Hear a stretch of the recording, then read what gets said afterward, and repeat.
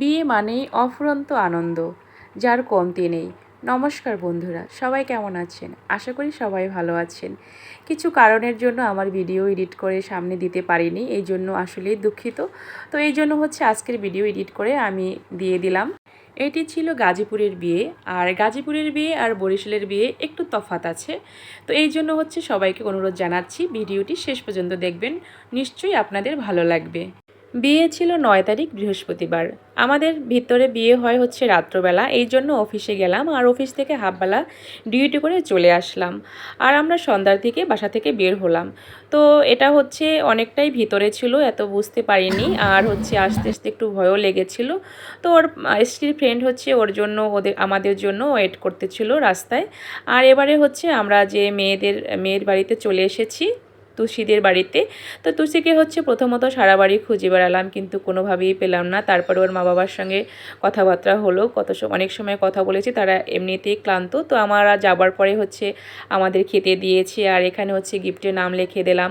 আর এই যে বিয়ে বাড়িতে বাচ্চা অনেক, তো বাচ্চা কাই না ভালো লাগে। তো এরপরেই আমাদের কন্যা চলে এসেছে, ওকে দেখে একদম মুগ্ধ হয়ে গিয়েছি, অনেক সুন্দর লাগছে তুষিকে। আর তারপর একটু আমরা যেখানে বিয়ের আসর সেখানে এসেছি, অনেক সুন্দরভাবে সাজিয়েছে। আর এই যে অনেক কাঠের গুঁড়া এবং রঙের গুঁড়ো দিয়ে আলপনা দিয়েছে, যেটা আমাদের বরিশালে কিন্তু ভেবে সাজায় না। আমি আর এস্টিমনি একটু ফটোশ্যুট করে নিলাম, আর ক্যামেরাম্যানও এখানে রেডি করতে ছিল। আর পাশ থেকে কিন্তু তুষির বাবা যাচ্ছে। ছেলে না থাকলে যা হয়, তুষিরা 4 বোন, এই জন্য বিয়ের দিনও, তার মেয়ের বিয়ের দিনও একটু করে কাজ করা লাগতেছে। আর এখানে তুষির বিয়েতে ফিটা আর্ট করা খুব সুন্দর হয়েছে। আর এই আর্টটা দেখে আসলেই আমি কিন্তু অনেক মুগ্ধ হয়ে গিয়েছি। আর এখানে কর্ণা যে তুষি, সে তাকে নিয়ে ফটোশ্যুট করতে ছিল। তো এর ভিতরে বরপক্ষের যারা মুরব্বী, তারা সোনা কাপড় করতে চলে এসেছে, আগেই তাদেরকে পাঠিয়ে দিয়েছে। আর তুষির বদল তুষির যে ফ্রেন্ড, সেই পোজ দিয়ে ছবি করতেছিল। আর এসলি ওর বান্ধবীকে এবার গিফটটা দিয়ে দিয়েছে, আর একটু ছবি টবি করে নিল বান্ধবীর সাথে। আর এরপরে আরও একটা বাচ্চা, এই যে সবার খাওয়া দাওয়া করতেছে, যে আমরা খেলাম মাছ মাংস, তোমরা খাচ্ছ শুধু দুধ বা লাই খাচ্ছ।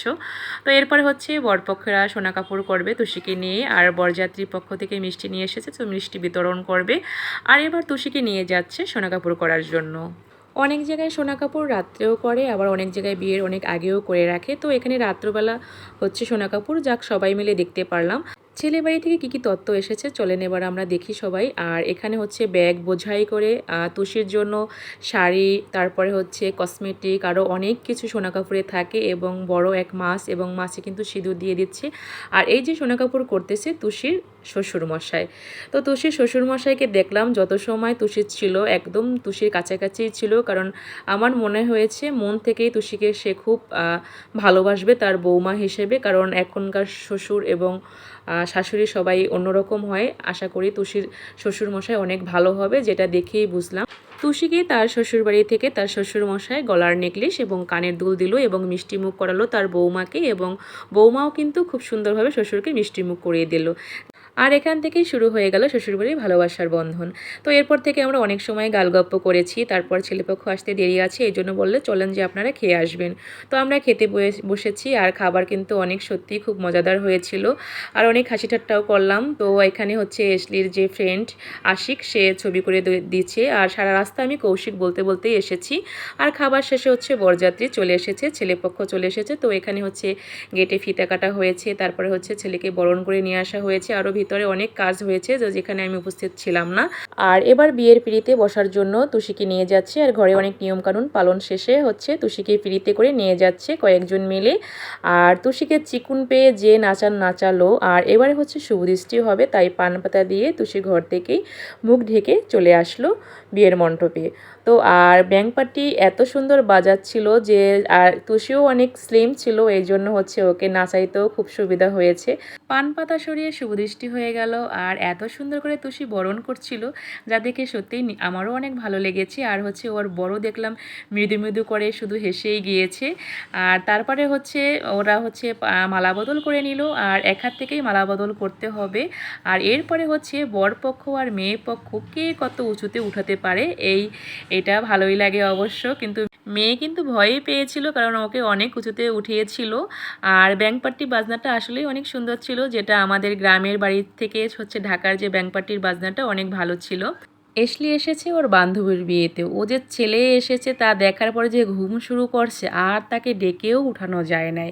কি আর বলো, ঘুম ছাড়া আর চোখে কিছু নেই। তো এখানে হচ্ছে মেয়ের বিয়ে শুরু হয়ে গিয়েছে আর মেয়ের বাবা হচ্ছে কন্যাদান করতেছে। তো এতদিন বড় করার পরে হচ্ছে কন্যাদান করা, যে বাবা কন্যাদান করে সেই বুঝে আসলে কতটা কষ্ট। আর তারপরে হচ্ছে এখানে কন্যাদান করার শেষে হচ্ছে এখানে আরও নিয়মকানুন আছে যেটা আমাদের বরিশালে নেই। তো এখানে হয়তো বা ছোটো শালি থাকলে সে হাত ধুয়ে দেয় তার দাদা বাবুর, এবং তার জন্য নতুন করে পোশাকও দিতে হয়। তো যাই হোক, আর এখানে যে নিয়মটা করছে এটা আসলে আমি সঠিকভাবে আমার মনে আসতেছে না, তো আপনারা জানলে অবশ্যই বলে দেবেন কমেন্টের মাধ্যমে। আর এখানে হচ্ছে বিয়ের শেষে হচ্ছে আজকের বিয়ে এ পর্যন্তই। আর এখানে ছেলেকে এবং মেয়েকে কলা এবং দুধ খেতে দিয়েছে, এই জন্য ওরা খুব হাসাহাসি করতেছিল। এই নিয়মটা কিন্তু আমাদের বরিশালে আবার নেই। রাত্রবেলা বিয়ের শেষে খাবার দাবার খাওয়ার পরে হচ্ছে মেয়ে আর মেয়ের জামাইকে কিন্তু মেয়ের ঘরেতে উঠাবে না, কারণ বিয়ের পরের দিন বাসি বিয়ের পরে হচ্ছে সিঁদুর পরানোর পরে মেয়েকে এবং মেয়ের জামাইকে মেয়েদের ঘরেতে উঠাবে। তো এই জন্য হচ্ছে অন্য বাড়িতেই তাদেরকে রেস্ট নেওয়ার জন্য জায়গা দিল। আর পরের দিন কিন্তু এই বিয়ের রিচুয়াল 7 সমুদ্র পার হয়ে অগ্নি সাক্ষী করে যজ্ঞ করে কন্যাকে বিয়ে করলো। আর এখানে হচ্ছে কলাতলা ঘুরে, আর কলাতলা ঘোরার পরে দেখলাম 7 বার ঘোরার পরে 7 বারই সিঁদুর পরিয়ে দিল মেয়েকে। আর এখানে হচ্ছে আরও অনেক নিয়মকানুনই ছিল আমাদের বরিশালে, আর এখানেও ছিল, হয়তো বা আমার সব কিছু ক্ষেত্রেই আমি উপস্থিত ছিলাম না, এই জন্য সব কিছু তুলে ধরতে পারিনি। আর এই বিয়ের পরেই কিন্তু বিদায়ের পর্ব, আর বিদায়ের পর্ব কিন্তু অনেক আসলেই কঠিন সবার ক্ষেত্রেই, কারণ এতদিন বড় হয়েছে তার বাবার বাড়িতে, আর সবাইকে ছেড়ে শ্বশুর বাড়িতে চলে যেতে হবে। আর বিদায়ের পর্বটাও আমি এখানে তুলে ধরিনি, কারণ হচ্ছে আমার ভিডিওটাও বড় হয়ে যাচ্ছে। তো আমাদের ভিডিও এই পর্যন্তই। কেমন লাগলো সবাই জানাবেন একটা লাইক এবং কমেন্টের মাধ্যমে। ওদেরকে সবাই আশীর্বাদ করবেন। আর গাজীপুরের বিয়ে কেমন লেগেছে অবশ্যই একটা কমেন্টের মধ্যে জানিয়ে দেবেন। ধন্যবাদ।